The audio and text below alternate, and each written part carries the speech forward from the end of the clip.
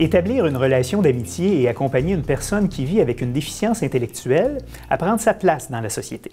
C'est la mission que s'est donnée Philippe Latreille, qui est bénévole chez Parrainage Civique Montréal. Et c'est à lui qu'on décerne notre coup de chapeau de la semaine. Monsieur Latreille, bonjour. Bonjour, ça va bien? Ben oui, ça va. Bienvenue au bulletin. Merci.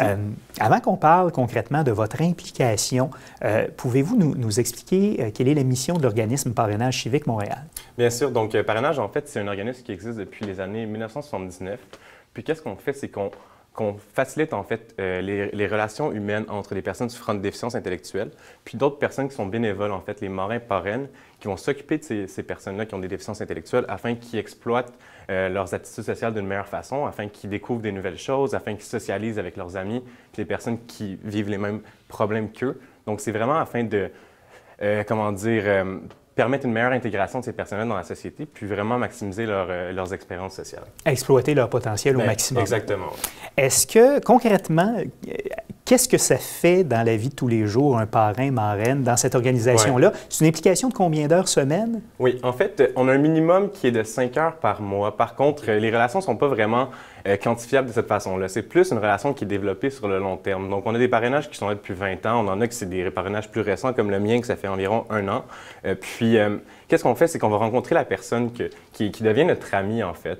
Puis on va aller faire des activités avec eux, que ce soit aller au musée, que ce soit aller voir des films, regarder la partie de hockey, aller prendre un verre quelque part, quelque chose comme ça. Vraiment afin qu'on s'assure de bien la connaître, qu'on s'assure de faire des activités qui lui plaisent aussi, puis qui lui permettent de socialiser, puis de découvrir des nouvelles choses avec des nouvelles personnes aussi. Donc, au niveau du parrainage en tant que parrain, c'est une implication qui est plus au niveau de l'amitié, mais le parrainage fait aussi des activités, des ateliers pour permettre aux personnes, aux membres, aux filleuls, d'aussi, par exemple, apprendre à mieux cuisiner avec les ateliers Saveurs du Monde, d'apprendre à parler de leurs problèmes avec les ateliers Brin de Jazette, puis vraiment leur permettre d'avoir un plus grand cercle social dans leur milieu. Autant que possible, qu'ils puissent s'autonomiser au maximum. Effectivement. Et vous, personnellement, pourquoi avoir décidé de vous impliquer dans cet organisme-là? Oui, en fait, ça faisait quelques opportunités de bénévolat que je faisais, mais c'était plus du bénévolat que j'appellerais occasionnel. Donc, j'allais dans un événement, j'étais à la porte. Plus ponctuel. Bien, plus ponctuel, c'est ça. Puis c'était intéressant, puis j'enlève rien à ça, c'était cool. Mais en même temps, je voulais développer quelque chose qui était un peu plus à long terme, puis qui avait un effet un peu plus personnel sur quelqu'un. Donc, pour moi, le parrainage m'attirait à ce niveau-là. Puis, je suis tombé par hasard sur le parrainage au début. Chantal Lamarre, qui est notre porte-parole, j'avais vu une image d'elle. Animatrice télé bien connue. Exactement. J'avais vu une image d'elle pour une publicité du parrainage. Donc, j'avais décidé d'envoyer mon courriel, puis je me disais, bon, j'envoie ça un peu dans les airs, je vais voir s'ils ont vraiment besoin de personnes. Je m'étais fait contacter après. Processus d'interview, etc., etc. On fait le screening au niveau judiciaire. Des antécédents pour s'assurer que, OK. Ça passe bien. Puis là, après ça, on m'a présenté SADOC. SADOC, ça l'a cliqué aussi. On avait des intérêts qui étaient similaires. Puis au fur et à mesure que je commençais à faire du bénévolat avec l'organisme, j'ai appris qu'il y avait un poste au niveau du conseil d'administration, qui était la présidence, qui était disponible. Puis la directrice générale, elle m'en avait parlé un petit peu. Elle voyait que j'étais jeune, que j'avais quand même de l'ambition, puis que je voulais faire avancer les choses. Donc, de fil en aiguille, ça en est venu à m'impliquer au niveau du conseil d'administration aussi, où le rôle est un peu différent du rôle de parrain. C'est vraiment plus au niveau... C'est de s'assurer de la bonne gouvernance de l'organisation. Vous m'enlevez les mots de la bouche. Voilà, donc, mais revenons par contre à votre implication comme parrain.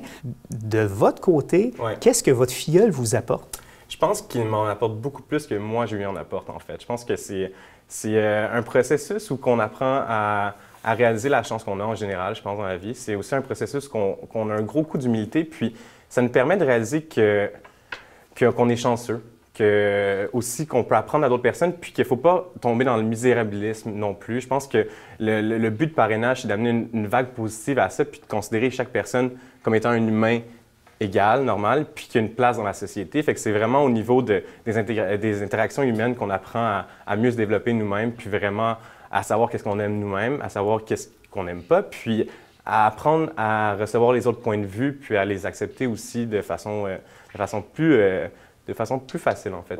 Je pense que je suis moins stické sur mes idées que je l'étais avant. Plus ouvert d'esprit, disons ça comme ça.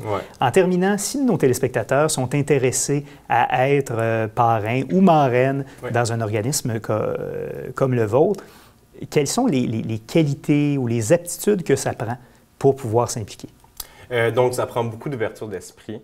Ça prend aussi de l'intégrité, il faut être honnête. faut vraiment vouloir le faire pour quelqu'un d'autre, en fait. On ne le fait pas pour nous-mêmes, même si à la fin du compte, on va en avoir des bénéfices aussi au niveau humain. Donc, on le fait vraiment pour quelqu'un d'autre. Puis je pense que c'est une démarche qui doit se faire, qui ne doit pas être forcée. C'est une démarche qui doit se faire de façon volontaire, vraiment, si on regarde le terme comme ça, pour qu'on pousse le monde à le faire pour le long terme, justement. On ne veut pas du monde qui sont là de façon ponctuelle pour un événement ou pour 1 mois, 2 mois. On veut du monde qui sont là pour le long terme, qui sont prêts à développer quelque chose qui est plus que juste une opportunité comme ça qu'on met sur le CV. Pour les gens qui sont intéressés à en savoir plus sur votre organisme, vous avez un site Internet? Clairement. Quelle est l'adresse? Le parrainageciviquemontréal.com. Ou sinon, on peut chercher directement sur Google, le Parrainage Civique Montréal ou PCM.